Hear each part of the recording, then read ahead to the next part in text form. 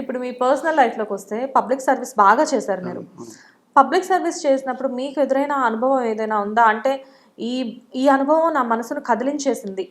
ఇప్పుడు మీరు మీరు ఇప్పుడు ఇందాక అమ్మ అంటే నేను చెప్పి ఏ స్త్రీ అయినా అమ్మ లేదా చెల్లి.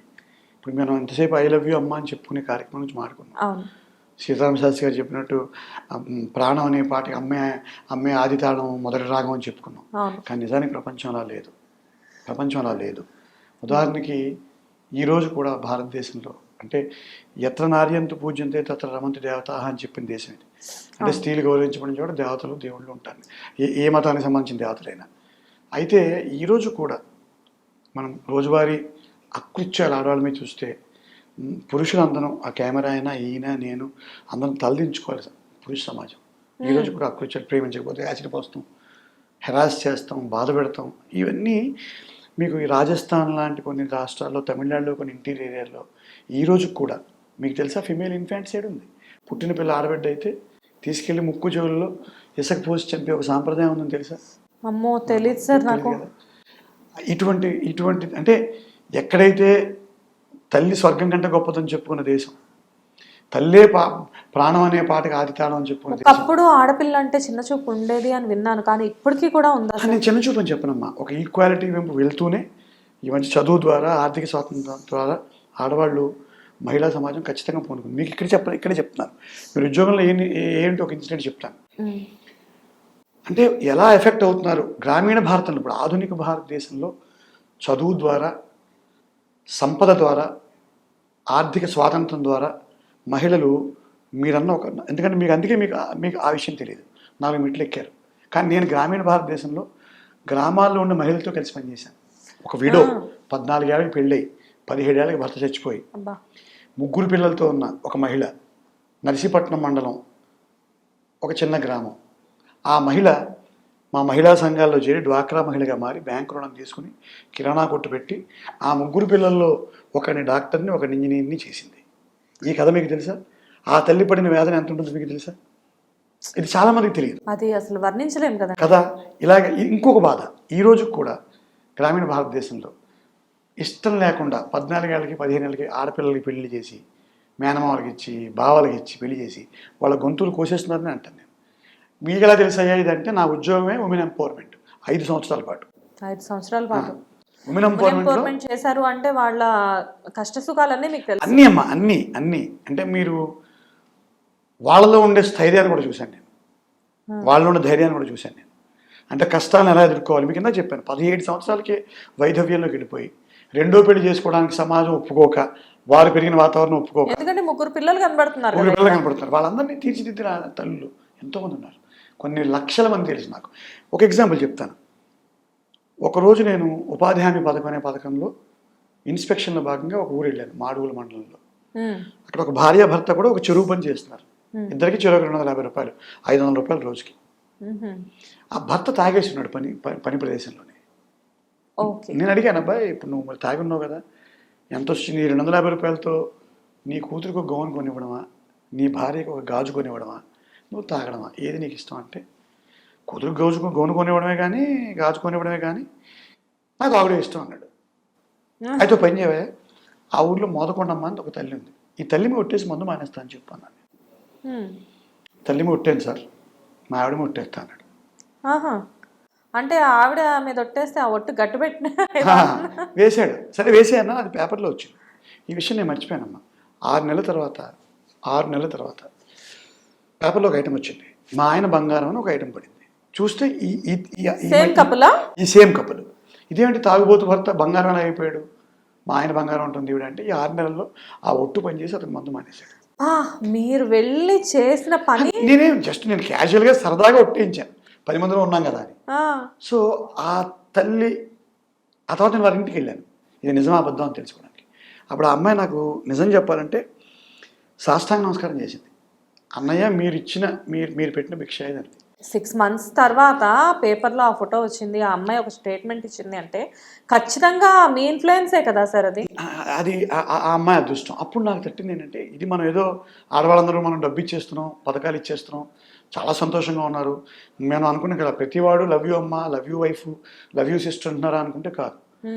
ఈ ఈ ఈ సంక్షేమ పథకాల నుంచి వచ్చే చాలా డబ్బు ఆ కుటుంబంలో ఉండే మగవాళ్ళు తాగుడికి వెళ్తుందనే పాయింట్ కనిపెట్టాం. ఆహా. గ్రామీణ భారతంలో ఈ డబ్బు ఎక్కడికి వెళ్తుంది? కొంత పిల్లల చదువుకి వెళ్తుంది, కొంత మంచి తిండికి వెళ్తుంది, కొంత బట్టలకి వెళ్తుంది, కొంత ఫంక్షన్స్కి వెళ్తుంది, కొంత కొంత పెద్ద మొత్తమే తాగుడికి వెళ్తుంది. వీటన్నిటికీ వెళ్ళేది సగం అయితే తాగుడికి మాత్రమే సగం వెళ్తుంది అనేది మీరు గ్రహించారు కదా. ఈ తాగుడిని ఆపించాలని ఒక ప్రయత్నం చేసి మహిళా సంఘాలతో ఒక పెద్ద ప్రయోగం చేస్తే 10,000 కుటుంబాలని టార్గెట్ పెట్టుకుని ట్రై చేసామండి తాగుడు మానిపించడం.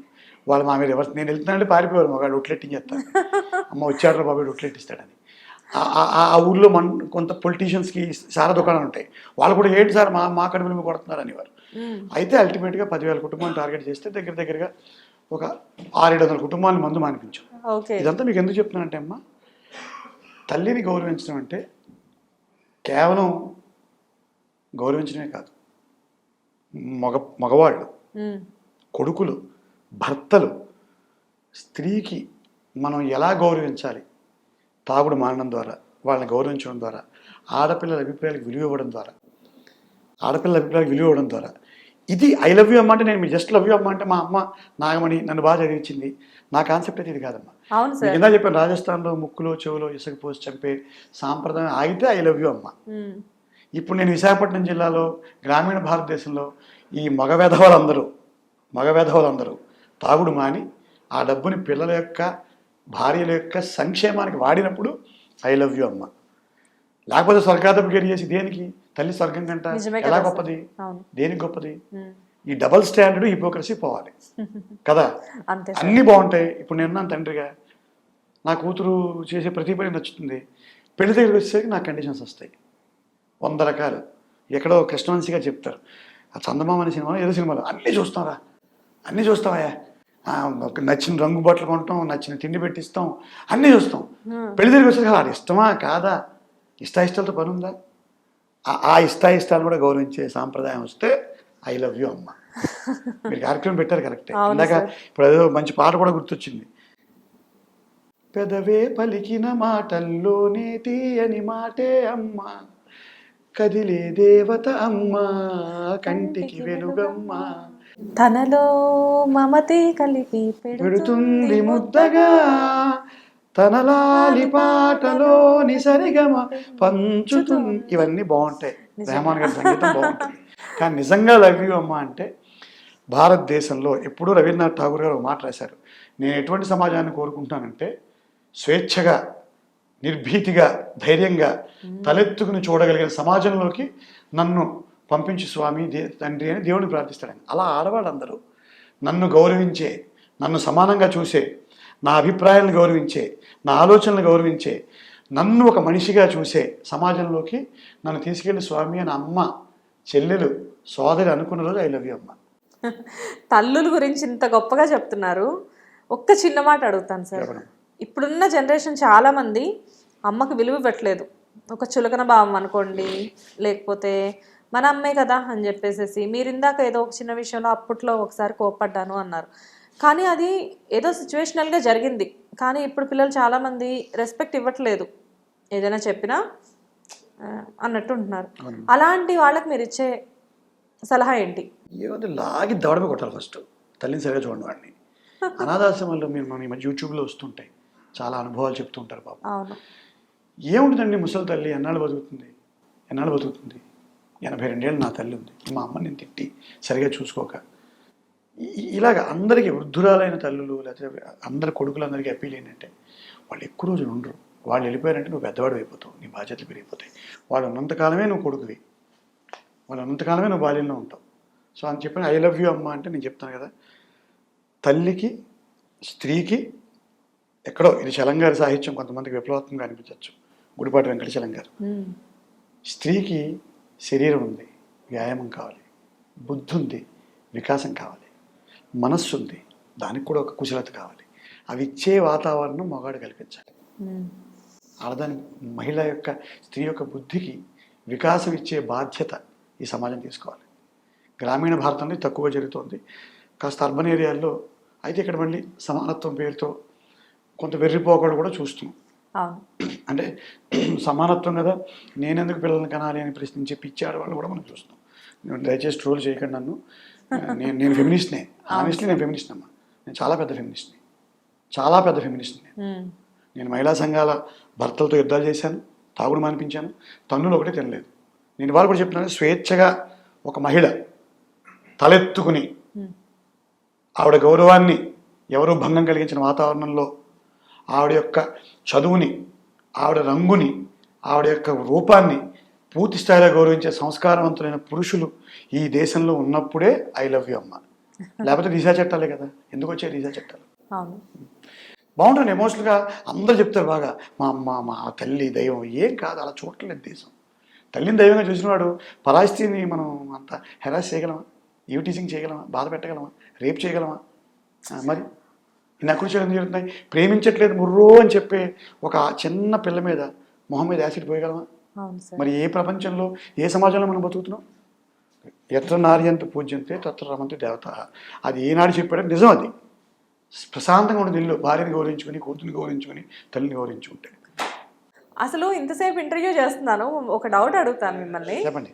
భాష అసలు ఏంటి సార్? అంటే క్యారెక్టర్స్ డిఫరెంట్గా చేయడం వల్ల మీకు భాష అనేది ఇలా వస్తుందా, లేకపోతే మామూలుగా మాట తీరే ఇంత వాక్ చాతుర్యమా? రకరకాలుగా మీది అసలు మాట తీరు అనేది టకటక టకటక ఇలా వచ్చేసేస్తుంది కదా, అసలు ఎలాగా భాష ఎలాగా? నేను పుట్టిన ప్రాంతం, నా చదువు, సాహిత్యంలో ఉండే అభినవేశం, నాకు తెలుగు అంటే పిచ్చమ్మ. మీరు ఎందుకనే ఐ లవ్ యూ అమ్మ, ఐ లవ్ తెలుగు ఆల్సో. మా అమ్మ ఎంత ఇష్టమో తెలుగు కూడా అంత ఇష్టం నాకు. భాష నాకు అంత ఇష్టం. తెలుగు భాష మీద ఉండే మక్కువతోటే నేను చక్కగా మాట్లాడతాను, ఏదైనా చక్కగా చెప్పగలుగుతాను. భాష పట్ల మక్కువ అమ్మ, అంతే, అంతకంటే. భాష పట్ల మక్కువ. ఎంతోమంది ఈ ప్రోగ్రామ్ చూస్తున్నారు, మీ ఫ్యాన్స్ ఉండొచ్చు, అమ్మ మీద ఇష్టం ఉన్న వాళ్ళు ఉండొచ్చు, ఎంతోమంది మన ప్రోగ్రామ్ చూస్తున్నారు. ఈ ప్రోగ్రామ్ సాక్షిగా అమ్మకు మీరు చెప్పాలనుకున్న ఒక మాట. అమ్మ, నా దగ్గర 18 సంవత్సరాలు ఉన్నావు నాన్నగారు చనిపోయిన తర్వాత. ఇప్పుడు ఆఖరి రోజుల్లో నువ్వు మన ఊళ్ళో ఉంటే బాగుంటుందని నేను అక్కడ ఉంచాను. మళ్ళీ అవకాశం వస్తే నేను హైదరాబాద్ నా దగ్గర తెచ్చేసుకుని నీ ఆఖరి రోజులు నా చేతుల మీదకి వెళ్ళాలని కోరుకుంటున్నాను. ఐ లవ్ యూ అమ్మ. అండ్ ప్రేక్షకులకి, అభిమానులకి ఏంటంటే, అమ్మని, ఆడవాళ్ళని, స్త్రీలని గౌరవించండి. ఎప్పుడో వాల్మీకి రామాయణంలో చెప్పినట్టు, జననీ జన్మభూమిశ్చ స్వర్గాదపి గరీయసి. అమ్మ స్వర్గం కంటే గొప్పది. ఎక్కడో ఉండే స్వర్గాల గురించి ఆలోచించడం మానేసి అమ్మని, ఆడవాళ్ళని పూర్తిగా గౌరవిద్దాం. ఈ దిశా చట్టాలు, ఈ పిచ్చి చట్టాలు ఇవేవి లేకుండా మనమే మన సంస్కృతి ద్వారా ఆడవాళ్ళని కాపాడుకునే చర్యలు తీసుకుందాం. మగవాళ్ళందరూ జాగ్రత్తగా ఉండండి please. Thank you sir. Thanks.